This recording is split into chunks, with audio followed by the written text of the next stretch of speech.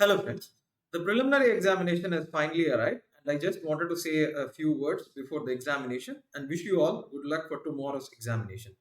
The first thing is that tomorrow, when you go inside the examination hall, do not look for tricks. Tricks does not work in most of the questions, or maybe one or two questions you can use your tricks and you can get your answers, but all the questions, most of the questions will not work. And hence, what you should do is that you should apply what you have read, the knowledge that you have read, with the aptitude of an IAS officer. That is, people say that in interview, think like an IAS officer. But what I would suggest is that tomorrow, when you go inside the examination hall, solve those questions like an IAS officer. IAS officers will not have all the information necessary, but they will use their logic and the knowledge that they have acquired and they will solve the problem. And that is how tomorrow you should approach each question. Approach each question as a case by case basis. Do not think about each question as something from a particular subject and that you have read that subject. Do not have that mindset.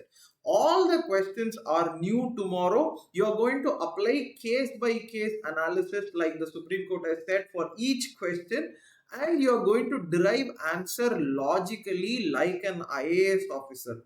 No tricks. Do not apply tricks. Do not look for tricks, because if you look for tricks, you will be in a trap where you will think about only those tricks. So apply your knowledge, and this is the first thing that I wanted to say. And the next thing that I wanted to say was, at least three times you have to study, or at least you have to go through the paper three times. See, this is where the problem comes. Do not sit at one question for a very long time. Think about the easier questions. See, there are 100 questions in UPSC examination. You search for the questions which are easier and try to solve them. Even in CSAT, do this. Even in CSAT, for example, there may be some easier questions which may lie in the 80th question, and we usually go by the order, and we actually skip that last question which might help you in increasing your cutoff. And this is a very important thing that you should know, and hence that is why I am prescribing three times. One time if you go, you will be stuck in one question and you will be looking for answers, and that will not come, and it will create a lot of stress.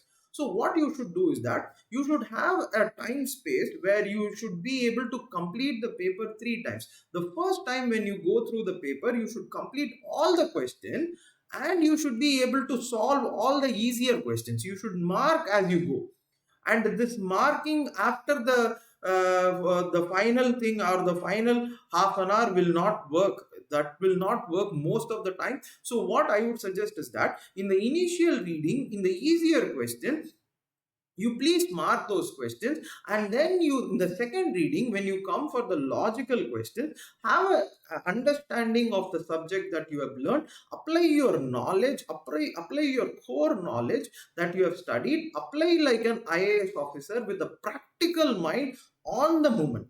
And that is the place where this whole examination changes. If you think about it, what works and what does not work is that in those moment, how you handle that situation, in that precarious moment of not knowing the answer, how do you handle that question? That is how this examination is clear, and that is what I wanted to say. And hence three times you have to look into the question paper, and this is the important thing that I wanted to say. But as I wanted to wish you all good luck for tomorrow also. And many last time I spoke about Galileo. If you have seen that last prelims, I spoke about a polymath Galileo, how he looked at the stars and he saw he looked at the moon and he saw the mountains in the moon, and no one else was able to see that.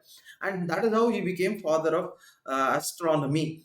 And if you think about it, last time we spoke about the moon. This time we will speak about the smallest of the smallest thing. We will speak about the father of microbiology, that is the smallest of smallest thing, how that person was able to decipher all those things. And if you think about it, you might also wonder that tomorrow you have not prepared well, you do not have big college degree, or you are not a big what genius or something, you may, or you have low scores in college, or many other things may, or you, many would have said that it is not possible for you to clear this examination.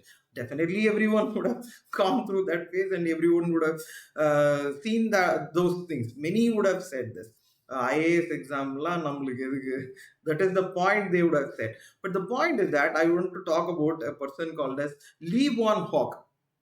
So he is father of microbiology, that is the smallest of things. And how he became is an interesting story. He was also, for example, like many of us, so many of us, he did not have a scientific background, or he did not have a big family. He did not have what to say, a big degree. He was not, in a sense, you see, he was an ordinary person. He was a land surveyor in government. So he was from Netherlands, northwestern Europe. So he was a surveyor there, but he also had a cloth manufacturing shop. So what he used to do is that, in order to make his business better, so he used to, so many scientists were there, many scientists were looking. That is what, at the, even if you think about it, at that time Galileo was looking at that moon, and he was looking through his telescope, and he was thinking about what was those perturbations in that moon.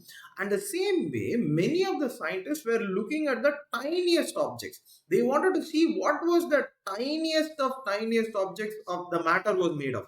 And this was an experiment in Europe also at that time. And what happened was, so you have to invent microscopes. So for seeing the moon, you have to have telescopes. For seeing the smallest things, you want to have microscopes. And many scientists were at it. But Lee Von Hock, he was having a cloth shop. So he was having this habit of improving his business. He was thinking about how do you improve your business. And hence what he did, he wanted to strengthen everything that facilitated that cloth shop. So he started inventing microscopes. That is the point. He wanted to look at those threads. He wanted to look at those threads, how it is there, how good it can be made, how it can be improved, many other things he saw. And hence what he did was, he invented so many. At the morning he was in the cloth shop and he was doing his work. In the night he was making these microscopes, and he was looking at all those threads to make it fine. But what happened one fine day was, he wanted to look at the nature. That is, if you think about it, everyone will see what is appearing, but he wanted to see what did not appear to the common eye. That is the point. Everything changed. The thing is that you have to see what does not appear to many of the eyes. And that is what he did. And that is what he took a sample from the pond. He took a sample from the rain droplets. He started looking at those drops. He saw, you know what he wrote? He saw small creatures dancing in nature. That is what he wrote.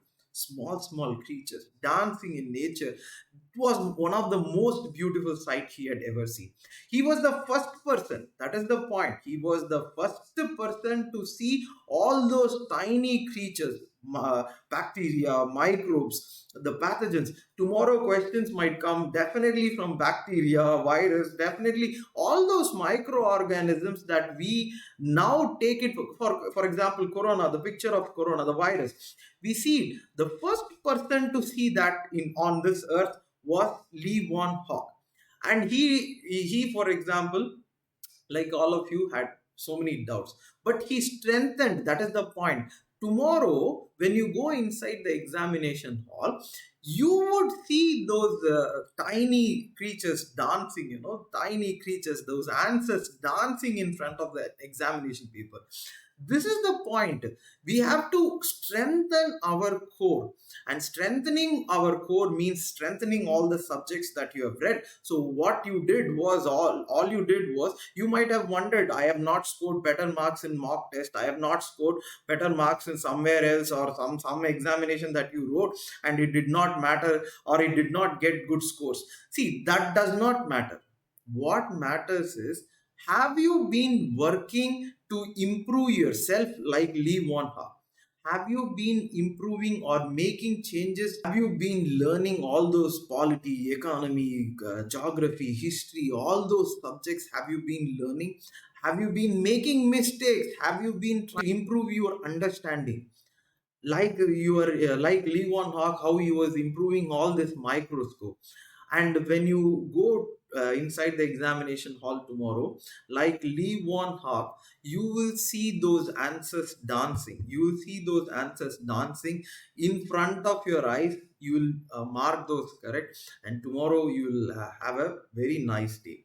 And but this is at the end of the day, this is an examination, so I don't so whatever you wish to be in your life, you will succeed like Galileo or Lee Van Hawk or all these fantastic people that we have in this world. Like them, you will also uh, achieve your success, know your path, and make wonders in your life.